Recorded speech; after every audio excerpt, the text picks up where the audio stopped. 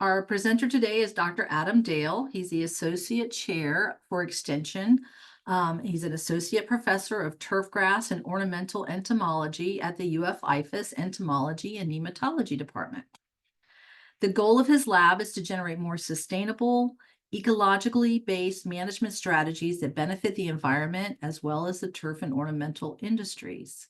His extension program really works on insect ecology and how that applies to the urban ecosystem, and hoping to reduce management inputs and increase plant quality in our landscapes here in Florida. And Adam, we're just so thrilled that you can join us today. We're really happy to have you as a presenter, and we're interested in what you have to say. So I'm going to go ahead and stop sharing and invite you to share, and you can get on with the presentation.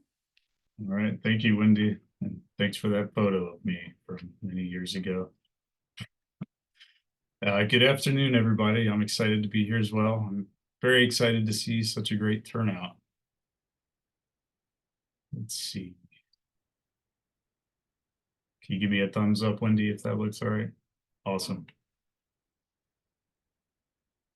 Great. So I'm excited to also see all the little IPM strategies that folks were putting in the chat box. And it's really getting at several things that I'm going to talk about today, which really kind of drive home that IPM is a very multifaceted approach to managing a space. There's never a single solution to managing any pests. It's got to be a very multi-pronged approach. And we're going to talk about several of those facets over the next few minutes. So again, my lab focuses on IPM, insect ecology, plant ecology, and management of those systems in urban spaces. And I think urban spaces are particularly relevant in Florida, as I'm sure many of you would agree. I really enjoy looking at historical satellite images of Florida and then seeing how those spaces change over time. I think it's a nice way to drive home some of the impacts that people are having on our systems, but also the dramatic changes that take place in the spaces where we live and work. So this is the Fort Lauderdale, Davie area. And this is from 1984. And then we're going to transition to, I believe, 2020. And you might notice a few things changed over that amount of time. Satellite imagery got much better, but also those landscapes have dramatically gone from natural or agricultural spaces to neighborhoods, littered with homes and driveways and roads and ponds and all sorts of stuff. And so with this dramatic change comes new plants, new habitat, oftentimes new bugs, and it comes with active management. And that management is typically to align with people's values and perceptions. What should their landscape look like? What kind of space do they want to live in? And this is kind of a textbook example of the plants that wind up in those spaces. You've got some trees, you've got some woody plants, some shrubs, herbaceous plants, a lawn of some sort. And to keep it looking like that and to keep those plants the way you intended them to be, you've got to actively manage those spaces. And I know a lot of you are all about actively managing those spaces, as am I. I love being outside working with plants. I think I could spend most afternoons just walking around pruning branches and shaping trees. But this is a highly managed system. And it's also a highly disturbed system because that's not what it used to look like. So the things that used to live there have been dramatically filtered to the things that now live there. And there's been this dramatic selection. So some of the organisms who used to live in this space still live there. Some of them have completely gone away. Some of them are less abundant, and some of them have become much more abundant. And my lab studies why those things happen and how we might be able to try to restore some of that balance. So we also have to remember that these are ecosystems. So a residential landscape, a neighborhood, That is an ecosystem where multiple things are interacting. Every component of that landscape has a downstream effect on another component. So one thing you do, maybe you just pruned a plant, or you mowed your grass, or you decided to irrigate your lawn. Those things have downstream impacts, and we've got to think about those impacts so that we can manage the whole system and keep it healthy and functioning. And that's where integrated pest management comes into play. This is really thinking about that system as a system of interacting components and using multiple strategies to promote plant health, keep the pests at bay, and promote a healthy, biodiverse ecosystem. So we're managing that system. And why do we have to manage that system? Well, it's because of that disturbance that I mentioned, where we've taken a space and turned it into a space for us to live or work or recreate. And that gets us thinking about why we have pests in the first place. So we're thinking about plant pests because that's what I think about. Insects that feed on plants. So our herbivores, and we know 100% of plant pests feed on plants, but 99% of plant feeding insects are not plant pests. So most of these things are out there munching on leaves, sucking sap out of plants, and they're not causing any problems. They're not reaching really high densities. And that's because nature keeps things in balance.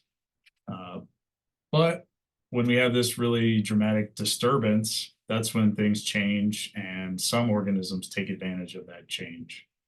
So I kind of have broken things down into three main categories, three main reasons that plant feeding insects become pests. One, it can be a change in that plant's nutrient quality or its ability to defend itself. Typically, that's linked to some form of plant stress, and typically because of something we have done or have not done. Two, it can be a reduction in predatory or parasitic organisms. So this might be because we have an invasive pest. So this thing has come in from another country, another region of the world, and it has nothing there, nothing in its new habitat that knows how to eat it. Or because it can be because of things that we're doing. And then the third reason is we have created a habitat that encourages plant feeding insects to colonize, survive, and thrive in that space. So each of these things are very important to address, and you've really got to address all this for an IPM program. But we're going to focus on this number two here today. So reduced predatory and parasitic organisms. And how can we flip that and increase those organisms? And that's biological control. So when we think about biological control, there are lots of things that occur in nature that eat other insects. We generally call these the three Ps. So we have predators, parasitoids or parasites, and pathogens. And there's also three ways that we can leverage these organisms or take advantage of these organisms in the landscape or in any other ecosystem. So the first one is classical biological control. That's where we have an invasive species that has come in, it's invaded, it's become established, and now we have to figure out some way to control it because it is in what we call enemy-free space. Things don't know how to eat it. There's nothing here that has co-evolved with that organism, and now it's just reproducing and feeding unchecked. So classical biocontrol is going back to where that organism originated, finding what eats it there, and bringing that thing here and releasing it with the goal of suppressing the invasive species. Number two is augmentative biological control. That's when we buy a container of lady beetles or a container of predatory mites or green lacewings, and we release those on plants in our garden or in our greenhouse. And then the third form is called conservation biological control. And that's where we change our cultural practices in the landscape to promote natural pest regulation. And I put a picture of flowers here because that's one of the best ways, is just by putting resources in the landscape that's going to attract beneficial things that will then spill over and eat the bad bugs. So when it comes to residential landscapes, home landscapes, and really things that we, as the general public, have control over, conservation biological control is really the best option.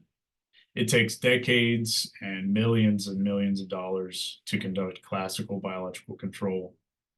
And augmented biological control is primarily effective in greenhouses and closed systems, although there's more and more work showing that it can have application in the landscape. And some of the coolest examples of biological control are actually classical biocontrol case studies. So we've got things like invasive mole crickets that have invaded the Southeast, and these nematodes and parasitic wasps have been collected in South America, where the mole crickets came from, and released in Florida. And now they're widespread and have dramatically reduced mole cricket populations over the past couple of decades. Another familiar one, I'm sure, is the air potato leaf beetle. So air potato is a big time invasive plant in Florida, and these leaf beetles were released and have established in Florida because they specialize on air potato and only eat that as a resource. But again, this is classical biocontrol, and we're not going to go to another country, collect some invasive or some natural enemies and bring them back to control pests here. One, because that's a big no-no from a regulatory perspective. Two, it's not practical. So we're going to talk about conservation biological control, and I'm going to touch on three kind of residential landscape case studies and scenarios that I think we can all relate to in some way as folks who are engaged in gardening, engaged in managing landscapes, and observing the systems that we're working in. So number one, I would wager some money that everybody here has heard right plant, right place at some point in time. It is the first principle of Florida friendly landscaping. And this is just putting a plant where it's going to survive and thrive. There's a lot of things to consider, but that's ultimately what it comes down to. So, and also making sure they align with the use and function of our landscape. When it comes to insects, we want to, one thing that we can have control over is selecting plants that have reduced susceptibility to pests, either pest resistant plants, which is something we hear about more frequently. But really, there's not a whole lot of pest resistant plants out there. Instead, I would suggest you think about things as non-hosts. So things that are not going to be attacked by key pests that we know are out there in the landscape. Use those instead. So thinking about shrubs or hedges, here are some holly shrubs and hedges. Got some meatball shrubs here on the left, and then a more solid hedge here on the right. You can also have all sorts of hollies in different forms, pruned into different forms, tree form, weeping form, all sorts of stuff. But I use this as an example because it's an incredibly common, ubiquitous plant type in residential landscapes, evergreen shrubs or hedges. And two of the most common ones that we see throughout a lot of the Southeast, not as much in South Florida, but throughout much of the Southeast, are hollies and camellias. So there's a bunch of different hollies and camellias. We've got American holly, Chinese holly, probably our two most common species. We've got Yaupon holly, we've got Japanese camellia, and Camellia sasanqua. So what do these all have in common? One thing they all have in common, since I think about things very insect-centrically, is they're all hosts to T-scale, which is a pretty severe key insect pests of woody plants. They feed on a bunch of different plants, but they love hollies and they love camellias. So they're a frequent target of insecticide applications, and they're a frequent reason why these plants will defoliate or be chlorotic and generally be in poor health. So if we're thinking about all these hollies and camellias that we can choose from, we want to fulfill that function in our landscape. Which one are we going to pick to have reduced susceptibility to a pest that we know is going to come in and cause problems? So we've done a lot of research, or a little bit of research investigating this question, just trying to answer that question. And what we see is that Yopon holly and American holly are very poor hosts for T-scale, while Chinese holly and all of our camellias are pretty good hosts for T-scale. Fewer scale translate to healthier plants and reduced management inputs. I want you to also think a little bit about this as a kind of example of another trend that's important to think through when we're picking plants in our landscape. So, for example, if we think about plant origin, where did each of these three camellia species originate in the world? And where did these three ilex species originate? Well, all camellias are non-native to the United States, to North America. They all originated in Asia. Chinese holly, as you might guess, originated in Asia. American holly and Yopon holly are both native to North America.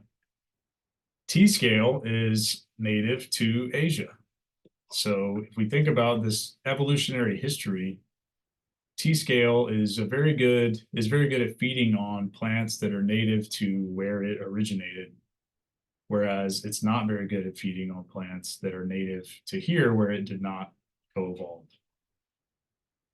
So I encourage you to think about plant origin and the origin of key pests that are known in your area when you're picking plants to put in your landscape. Are there invasive plants, or are there invasive pests that favor a particular host plant? Crepe myrtle, super common, the most common tree in urban landscapes in the southeastern United States. What pests feed on crepe myrtle that we might not want in our yard? Crepe myrtle aphid occasionally, more recently, crepe myrtle bark scale. That thing's bad news and could be a reason, or is a reason, why some cities are reducing how frequently they're planting crepe myrtles. Sagos, in Florida, they get hammered with armored scales and other invasive species. Citrus, I think everyone's probably familiar with what gets on citrus. So think about these things when you're picking plants.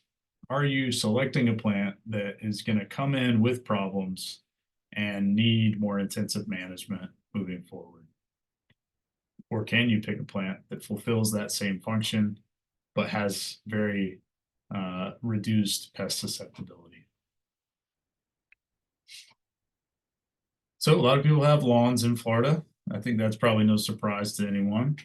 And lawns are a key feature of many landscapes, but lawns oftentimes have pretty intensive management, which is driven by intensive pest pressure. So this is an example of a very common pest outbreak and the damage associated with that in St. Augustine grass caused by southern chinch bug. So when we're thinking about lawns, turf grass lawns, any kind of lawn, how are we going to choose our plant species to use for a lawn on our landscape? First is all sorts of habitat requirements. You got to put the right turf grass or right lawn plant to meet the needs of that environment. Is it got shade? Is it full sun? What kind of soil do you have? Do you have water? All sorts of stuff. But then you got to think about what pests may become a problem and what factors are going to contribute to that, and which pests are more difficult to manage. So something that I like to encourage people to think about is, what turf grass can you use and are you interested in using in your landscape? Here's one example related to southern chinch bugs. So we know chinch bugs are the #1 turfgrass pest in the state. They will pretty rapidly kill a turfgrass lawn and require fairly intensive uh, insecticide use. We know St. Augustine grass, which makes up over half of our lawns in the state, is their favorite host. But if you look at this table, it gives you a little gradient of relative susceptibility to southern chinch bugs. And we see St. Augustine and zoysia, our two most common residential turf species, are, are the two most susceptible plants. But then turf grasses like Bahia grass and centipede grass are the least susceptible. So are those viable options in your landscape, and will those meet the needs of what you're looking for um, as a way to reduce pest pressure? Even within a species, there are a bunch of varieties, and those varieties may also vary in their needs and requirements. So, for example, most of our St. Augustine grass in Florida is Floritam. There's a bunch of varieties, some new ones, uh, one of which is called Citra Blue. And this is just an example of a turf type that has some benefits compared to other St. Augustine grasses, and can be one tool to fit into an IPM toolbox where you're putting all these pieces into your landscape, thinking about managing the system. So if you're going to have a St. Augustine grass lawn, this could be a better option because it's got better drought tolerance, better disease resistance, better shade tolerance, density, chinch bug tolerance compared to other St. Augustine grasses.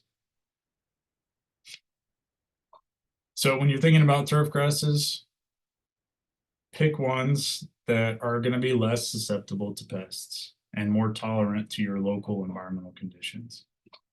Um, but that's not the fix all, right? So you can't just have a giant lawn of an improved turf grass and expect that to not have problems. So other things that you can do, and we're going to talk about some of these things, is to reduce the area of continuous turf, so smaller lawn area.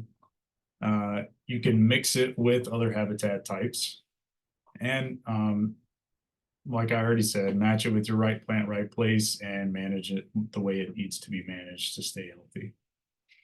But this image here on the bottom right is just an example of how you can reduce that space to meet the needs and function of that component of your landscape, and surrounded by plants that might provide other services and other functions in the landscape.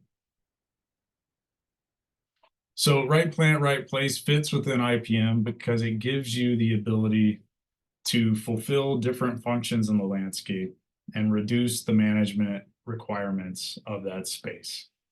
And again, these are just little tidbit pieces of the IPM puzzle for reducing the overall management of that system and increasing the health of it and the biodiversity that can inhabit it. Okay, so we talked right plant, right place. Now we're going to talk a little bit about conservation biological control. And I touched on this a little bit earlier to make it clear the different forms of biological control. But even within conservation biological control, there are a lot of nuances and a lot of caveats and different approaches. Because one, like I just mentioned, one little piece of the puzzle is just a little piece of the puzzle. So you can put the right plant in the right place, but it's oftentimes not enough. Remember, urban systems are novel ecosystems. These are spaces that are highly disturbed and actively managed. So really, you've got to have multiple right pieces in play to have a functional system. So one way you can do that is by actively promoting biological control. And one form of that is by selecting plants and creating spaces that are going to attract and support beneficial insects that help manage pests. So there's all sorts of different flowering plant species that you can use We have one in my yard right now, scorpion tail. That thing is a magnet for beneficial insects like wasps and bees and butterflies. Um, I recently took a video of that, and there's like dozens and dozens of species that are visiting that thing throughout the day. But you can pick all sorts of plants like that and then create a habitat in your landscape. So a scenario that I am often presented with is we have lots of green space in the state of Florida. We have lots of public parks. We've got lots of golf courses. We've got lots of space where people can go recreate, lounge, listen to music, play sports. Um, and most of that space is covered in turf grass of some sort. That space requires regular maintenance, and it also frequently has pest pressure. So we're working with a lot of managers trying to figure out ways to reduce those things, reduce maintenance and reduce pest pressure, and also add value. So one thing we're working on is replacing some of that maintained turf space with spaces that provide more value and satisfy those needs. And we know that replacing those spaces with flowering habitats, and these flowering habitats can take many forms, many colors, many varieties. Um, but when you do that, you're dramatically increasing the abundance and diversity of flying, predatory, and parasitic organisms. So, like these wasps here on the bottom slide. These are not wasps like the paper wasp that built a little nest by your front door. These are wasps that keep to themselves and are not going to sting you, but they're going to wreak havoc on other insects that are trying to do their thing in the landscape. And I think that's really cool. I love watching these things fly around and visit plants and snatch up insects. But I think a somewhat neglected portion of these types of examples are the organisms that live below the flowers. And so if you think about looking at those habitats from the ground level, where you aren't looking at the flowers, you're just looking at the side of that vegetation, there's also a pretty dramatic difference, right? So if we think about turf grass, its height, the complexity of canopy compared to a flowering habitat, it's a dramatically different structure. There's lots of little nooks and crannies and shade and places for things to live in this space. And lots of things do live there. So we've done a lot of work on these public green spaces, showing that and documenting that we have, in many cases, 5 times as many ground dwelling beneficial insects or arthropods. So things like wolf spiders, ants, uh, staphylintid beetles, rove beetles, ground beetles. These things are just zooming around on the ground and primarily feeding on other insects. We've also done a lot of surveys in the turf next to these habitats. And what we find is that those things leave the flowering habitat. So the ground dwelling spiders, beetles, ants, those crawl out of the habitat and forage in the turf grass spaces. And up to 50 feet away, we find a dramatic increase in their activity. And so having these spaces promotes a lot of biodiversity where those spaces are, but it also spills over into these maintained turf grass spaces or other maintained habitats. Um, and those have realized benefits. So in addition to being present in those spaces, we see up to 50% increases in biological control of things like sod webworms, fall armyworms, things that are out there potentially contributing to plant damage and pest outbreaks. So in addition to pest management benefits, you don't have to mow those spaces, irrigate them, fertilize them, and apply pesticides to them. So that's cost savings, labor savings, and saving unnecessary inputs into the environment. And you can do this at your home also. This doesn't have to be in a public green space or a park or a golf course. This can be in your backyard or on the side of your house. This is my yard on the side of my house where we have flowering habitat next to turf grass, and have created a functional space that also fulfills those conservation services. And you can just integrate it with the use of that space. So mow pathways through it so that you can walk through it um, un, uh, without running through the flowers or getting all nasty. But you're still conserving a lot of those things. So you can create habitat, but a lot of times there are still pests that persist. We have a lot of invasive species in Florida. And like I said before, those invasive species are at an advantage because they don't have a lot of things that eat them. And therefore, in many cases, they reach really high numbers and really damaging densities. And therefore, they still require management. And that's when a lot of cases, pesticide use might be necessary to get those populations in check uh, and kind of help leverage other natural regulations. And so this is where the other form of conservation biological control comes into play, and that's with proper pesticide selection and use. Because not all pesticides are created equal, not all pesticides are compatible with IPM programs, and pesticides have different value depending on scenarios that you may be in. So something I think that everyone should think about before they pick a pesticide off the shelf and use it in their yard or garden are three things: spectrum of toxicity. So how many organisms does this product kill if they get exposed to it? Route of exposure. So does this product require contact with the insect's body? Does it require the insect to consume it? And then the application method. Can you spray it on a plant? Can you soil it? Can you drench it in the soil? Can you broadcast a granular product?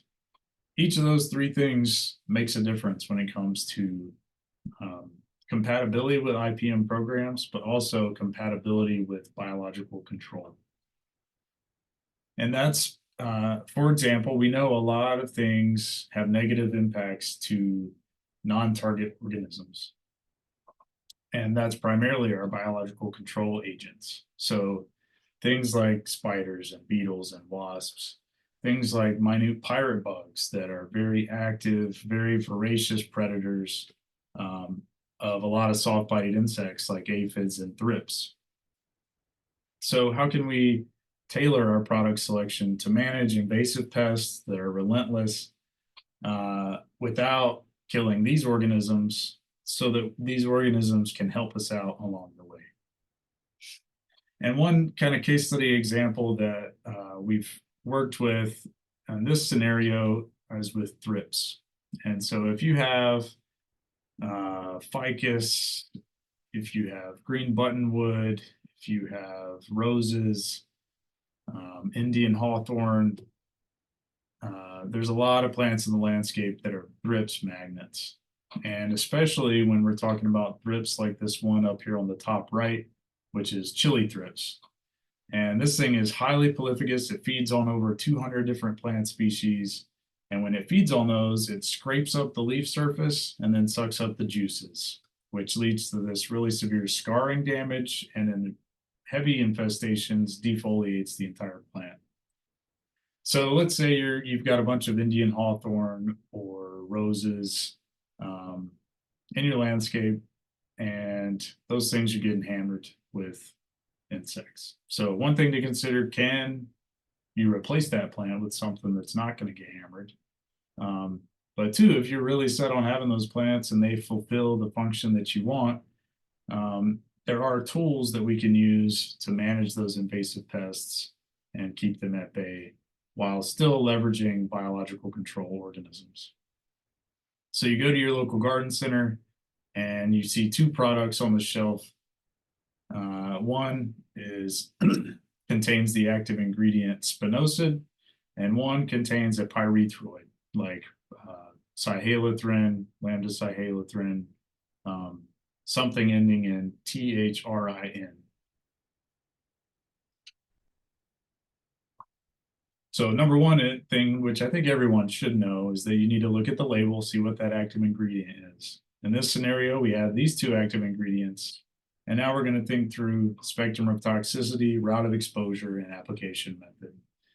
So spectrum of toxicity, when we compare spinosad to a pyrethroid, spinosad is toxic to a much narrower range of organisms than a pyrethroid. Pyrethroids are what we call broad spectrum. They control most things. Whereas spinosad works on some specific organisms like lepidopterans, like caterpillars, leaf miners, spider mites, and thrips. So spectrum of toxicity, over here on the left, we have a narrower spectrum. Over here on the right, we have a broader spectrum. Route of exposure, on the left, spinosad works primarily on contact and by getting a little bit into the leaf tissue so that it affects the bugs when they feed on the plant. Pyrethroids rely completely on contact. So they have to physically come into contact with that organism to kill it. And then application method for these products, both of them are foliar apply only because they're not true systemic insecticides. So you have to spray them on a plant. But because of these differences, we have a product here on the left that is a lot more compatible with IPM programs because it's a narrower spectrum of toxicity and it partially gets into the plant. And by getting into the plant, we are not exposing things that don't need to be exposed. And here's a little EDIS publication that we put out last year. This gives you really everything you need to know about insecticides and the different classes of insecticides, what they work against, and how they work. So it answers those three questions: spectrum, route, and application method. And so for this scenario, for an invasive pest like chili thrips, we've got to manage that thing because it doesn't have a lot of things that keep it in check. So you've really got to prune out infested and damaged tissue, spot treat with IPM compatible products like spinosad. If you were to spot treat or spray those plants with your other option, predatory beetles that walked through or walked over that plant would roll over, start twitching, and die. And I'm not trying to be dramatic and really embellish this, but we've done some experiments comparing those products. And what we see is that these predatory bugs who walk across leaves that have been treated with those products, 2 weeks later, they still roll over and die. Whereas if they were treated with spinosad or a more selective chemistry, they can coexist and feed on the thrips that may still be present. Then you've got to think long-term, what needs to be done? Typical IPM program, monitoring mechanical biological controls. Do you need other products in the situation? We're not going to go into too much detail on an IPM program for a specific pest, but that first step can make a big difference of product selection and justification. All right, so the last thing we're going to talk about are mosquitoes and plant pests. And you might be thinking, what in the world what's the relationship between mosquitoes and plant pests? Well, mosquitoes, when they're adults, they hang out on foliage and they rest on foliage. And so a lot of times when you have hedges and shrubs around landscapes, that's where a lot of those adults are going to be resting. So a common practice, as I'm sure many of you are aware, many of you probably also have this service done because it's incredibly common, is making perimeter mist sprays to that foliage to reduce adult mosquito populations. And so that might look something like this, where someone comes in with a backpack mister and is blowing the foliage. This case here on the right is a little dramatic. That's probably not, hopefully not what's happening in your backyard, but is an example of a fogging application to kill adults. So this is a real practice and a very common thing to reduce active mosquito populations. And so we've been working with the community that has a lot of residential units near the coast, lots of pools and spaces where residents hang out, and lots of homes and townhouses with outdoor back patios. It's also got a lot of high profile folks who don't want to be bothered by mosquitoes and are frequent sources of complaints because mosquitoes are getting all over those people. So what are they doing about these? There's constant container and larval habitat management, which is really important. There's monthly larvicide applications to anywhere that has standing water.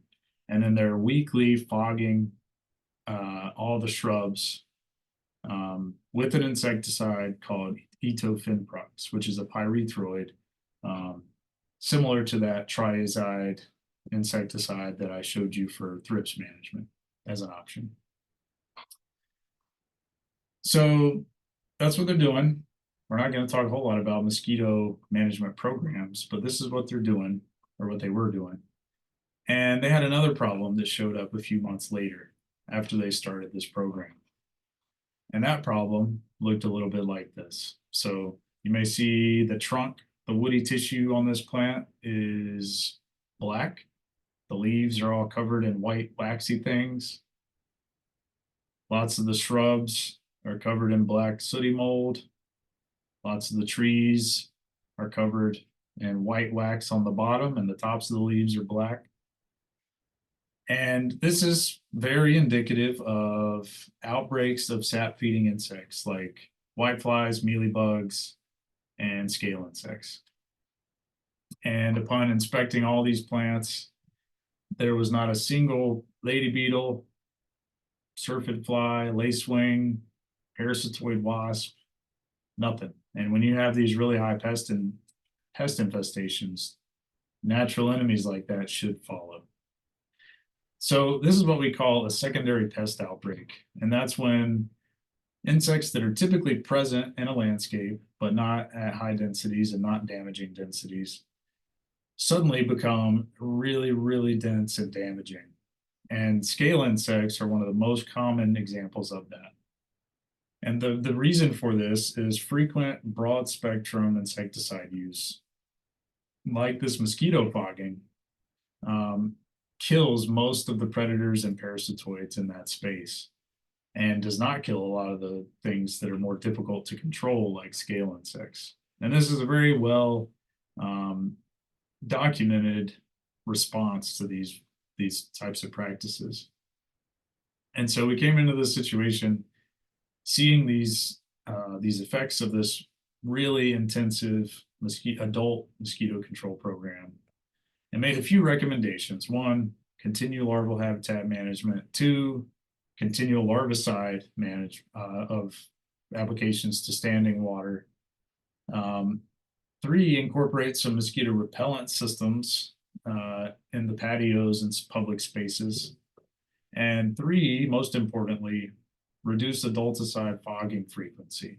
So do it no more than once a month or as needed, and incorporate a rotation of an essential oil product that has a narrower spectrum of toxicity. So after implementing this program 4 months later, upon revisiting these landscapes, we noticed a few things. One, scales and whiteflies weren't quite as dense. Yes, they were still there, but they weren't as crazy out of control. But most importantly, number two, we found things eating those organisms. So we found lady beetles, we found parasitoid wasps. This leaf on the right is a bunch of scale insects, but you see these holes in those, and these little yellow organisms on the leaf. Those are parasitoid wasps, and those holes are the emergence holes where they came out of. So what this is telling us is that things are starting to change and rebound because of that reduced, intensive, broad spectrum contact exposure to insecticides. And this is a long-term process, right? So you may see a really rapid response like those secondary pest outbreaks, but now you've got to really be patient and persistent with incorporating updated changes to get recovery. Nothing's going to change overnight, and biological control takes time, and it doesn't completely eradicate the pest. So successful IPM is a systems approach. It's intentional and it's encouraging natural pest regulation. Today through biological control, but also through bottom-up factors like plant selection, habitat management. These are all very important components. Um, so that's all that I have for my biological control and case study examples. I do want to give one little shout out, heads up. My lab is currently occupying an exhibit at the Florida Museum of Natural History in Gainesville. This is called Science Up Close, Incredible Insects. There's only one more week of this exhibit before it closes for good. But part of this exhibit is to have a working lab. So my entire lab, all my students, my staff, and myself are in the exhibit, and we're kind of on display. We are part of the exhibit, which is a little odd, but it's been really fun. So if you're in the area, I encourage you to come by. We'll be there through Sunday. And at 11:30 every day, we're doing little science talks about some fun, interesting organisms. And we That's have some free awesome. handouts. Oh, good. Good, good, good. That's great. Adam, thank you so much. That was super informative. And I mean, I feel like you took us through the whole course of integrated pest management for Florida landscapes. It was great. We do have a number of questions. And the first one is from Karen. Is Citra blue turfgrass susceptible to tuttle mealybugs? That's a good question. So as far as we know, total mealybug does not attack St. Augustine grass. Okay. Total mealybug is primarily affecting zoysia grass and Bermuda grass. But I do not know of any documented cases in St. Augustine grass. Okay. And then someone wanted to know about the plant that was in your yard that attracted abundant beneficials. Which one was it the scorpion tail? Yeah, that was scorpion tail. I have a couple of scorpion tail plants that didn't die back last winter because it didn't get cold enough. So now they're like huge shrubs. Have you Um, created a moist environment in the soil for them? Aren't they usually a little bit moist wanting? I don't water them.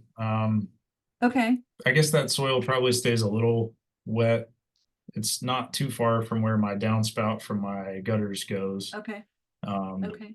but they did fine this spring when we were in the dry season.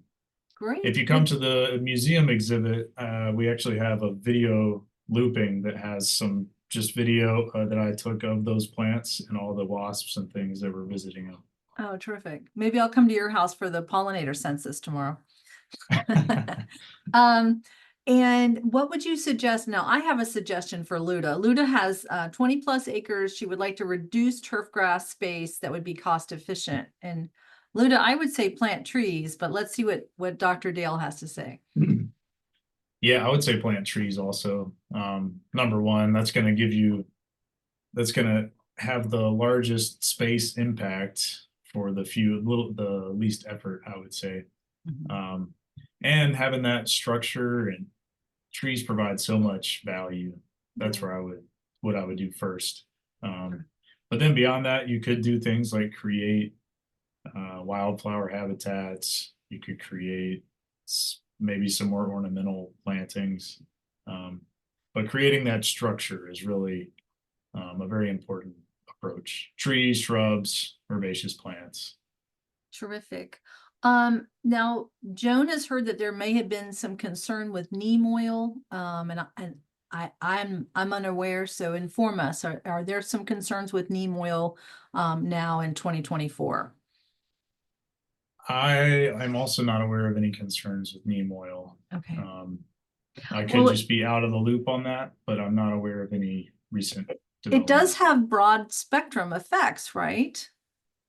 Yeah, so that is true. If it does have a pretty broad spectrum of activity, but the benefit of that is its residual activity, so it doesn't persist very long after you apply it. So that broad spectrum of activity is there, but it's short-lived. So that it helps balance things out a little bit. Yeah, yeah. And what about spinosad? Spinosad harms bees and, or maybe their ability to reproduce, even when we use it properly. So if you would like to comment a little bit about spinosad as well. Yeah, so I think spinosad can be a really valuable uh, insecticide to use. I think being being very intentional about what kind of plants you're using it on, following the label so that you're not putting anything like pollinators at risk. That's of course really important, but for some Just plants, it can be a really good option. right, right. So That's kind of underlining that modality of that pesticide, if it's broad spectrum, even if it's natural, even if it's eco, we need to know, what is it affecting, right? We want it to be as specific as possible. yeah, and Uh, think about how it works. And like, does it get into the plant, or does it stay exposed and things can come into contact with it readily? okay. And then the question is about, what is the best method for dealing with mealy bugs feeding on edible plants? Oh, edible plants. I usually don't answer questions about edible Okay. plants because I don't work with edible plants. I was actually recently working with a landscape in South Florida who they have a lot of coconuts on their Mhm. property Mhm. and they're managing all their ornamental plants, and that's why I was talking to them. But they also have pests on the coconuts. But they harvest their coconuts to feed to guests and to feed to residents. And so that was when I was like, okay, well, this changes things. Really, when it comes to using any kind of pesticide on a plant that will be consumed, you need to make sure that that product is labeled for that consumable plant. Um, it may have the same active ingredient as a product labeled for ornamentals, but the formulation is different, and So, those are very important differences. right, right. I like to use H2O for these situations. I blast it with a Yeah, strong stream of water and, really try to evaluate the health of the plant. Is it the right plant in the right place? Is it in stress for whatever reason? Blasting it off and then hopefully, beneficial insects, once that population is reduced, maybe the beneficial insects can come in and give me a hand with it. yeah, that is a good way to kind of reset things. Okay, But so check the label and see what it's labeled for. Some products, like insecticidal soaps and some of the biorational products, are labeled for both. But just be sure based on the label if it's okay right. to use. And if it says don't harvest within 24 hours after spraying or something like that. Right. Good, good. Cynthia has a kind of a funny question. Do chinch bugs do any good at all for anyone? Does anybody eat them? It certainly seems like they do not get eaten. But yeah, there's a lot of stuff that eats them. There's parasitoid wasps, there's spiders, beetles, big-eyed bugs, Mhm. minute pirate bugs, all sorts of stuff. Okay. Um, but chinch bugs are a good example of an insect that really takes advantage of disturbance and the right conditions, Mm. and it just out reproduces things that try to keep it in check. Yeah. And that's good to share with our homeowners who are battling them because how many generations chinch bugs? Like 10 a year sometimes in hot spots? Yeah, yeah, and you're not alone. I battle them in my yard too. Where I've had chinch bugs, I plant another plant. So Same. Same. uh, That's yeah. Mhm. okay, so questions about mosquitoes. Tia is wondering, any tips for lakefront communities dealing with blind mosquitoes? Uh no, my suggestion would be to reach out to Eva Buckner, Dr. Yeah. Eva Buckner in the down in Vero Beach in my department. I Um think I'm gonna have Eva come and talk with us as the master, talk to the Master Gardener webinar for just all things mosquitoes next in 2025. So she is our good, yeah. mosquito expert. That would be fantastic. Yeah, I'm not going to pretend like I'm any kind of mosquito expert. Usually I go to Eva for anything I'm looking for in terms of recommendations. Good, good. And then Sydney is asking, someone suggested a pesticide called No Fly. which infects insects with spore, and they claim it's biological control. Have you heard of this no-fly stuff? No fly. No, I haven't. Okay. I'm not. No, it's not triggering any memories. I'll see if I Okay. can figure out what it is. All right. And then what about mosquito repellents for the residential patios that you were talking about? What kind of product were you recommending for those residential patios to reduce the fogging? Yeah, so there's been a lot of recent developments on that front, and a lot of the mosquito repellent systems and devices don't have a whole lot of peer-reviewed research that I've been able to find that back them up.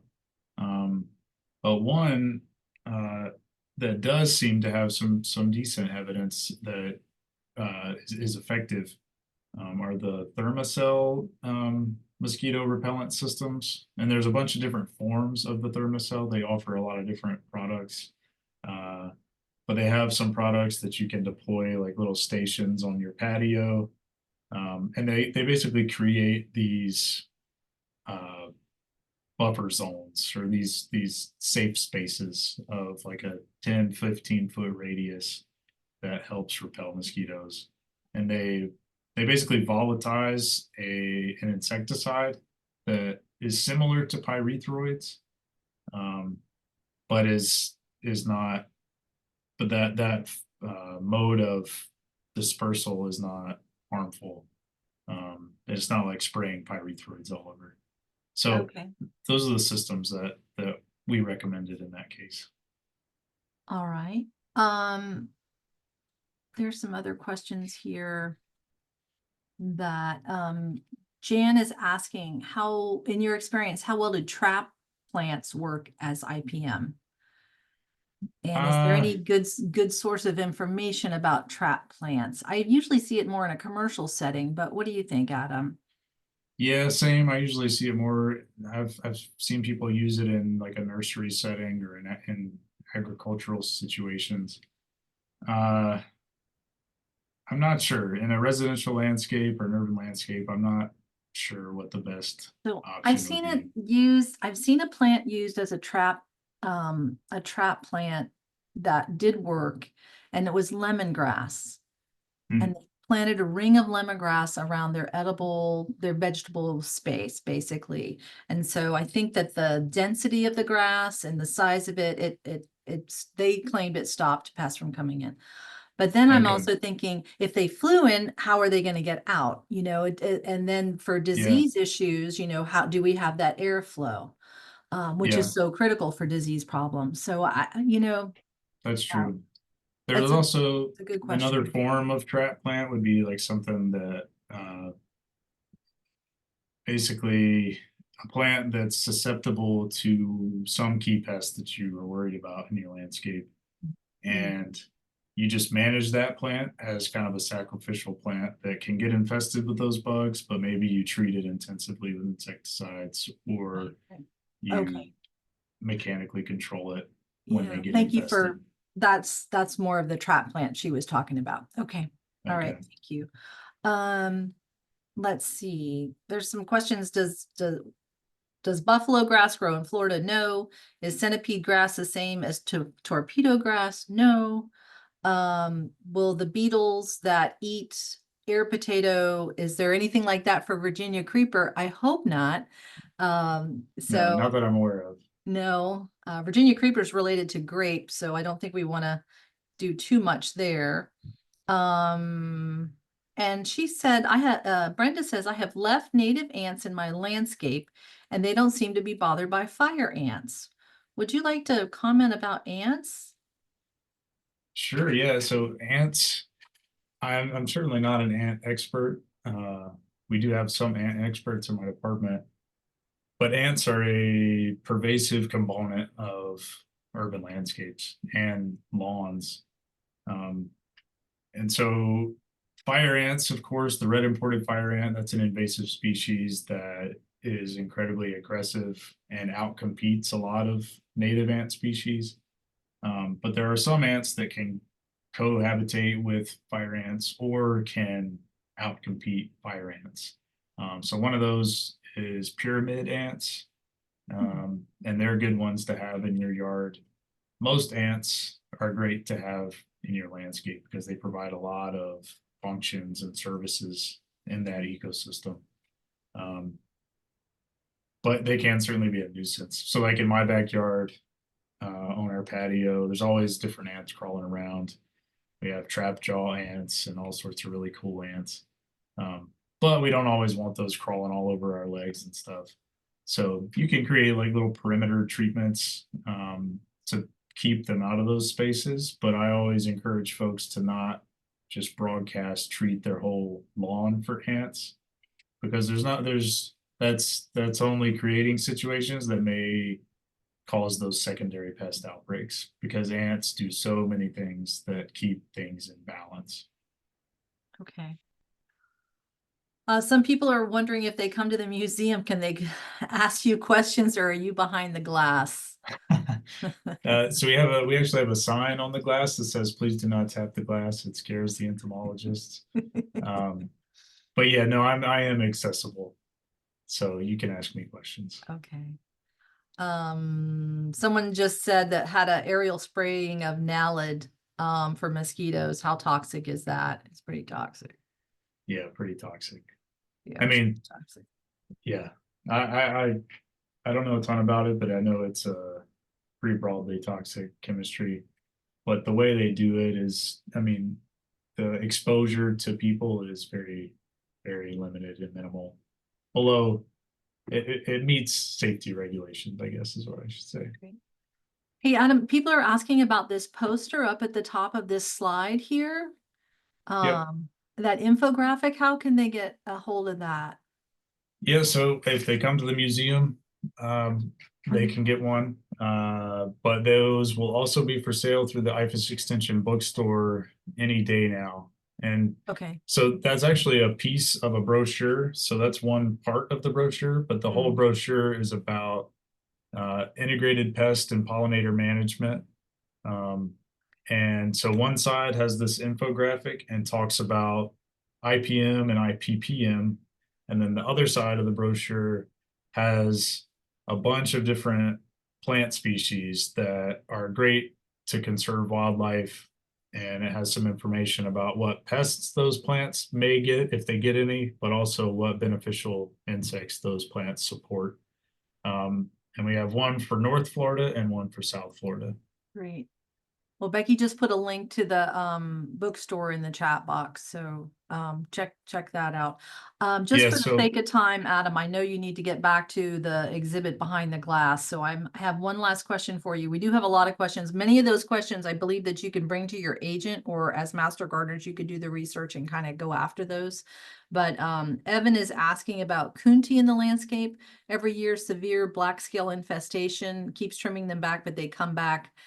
He's asking how to avoid this on the native plant. that's a great question. And we're actually doing a few experiments right now in my lab with coontie to control those scale insects, to figure out ways that we could control the scale insects without harming the atollas, for example. If you're in a region that the butterflies also exist.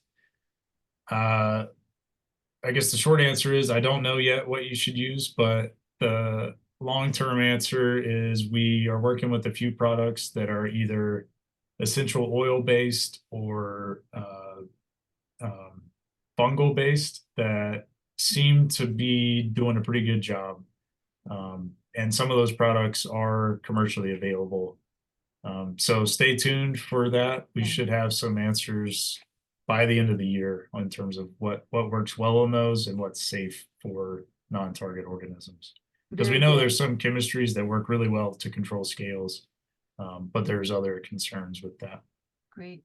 Well, Adam, thank you so much. We're looking forward to having you at the Master Gardener State Conference in October. We're going to see you there as a keynote speaker and as a concurrent session speaker as well. So really looking forward to what you have to say to that. And thank you so much for sharing all this amazing information. It was really, really great. And You're welcome. Thanks for having me. Yeah. All right. Take care, everyone. Bye-bye.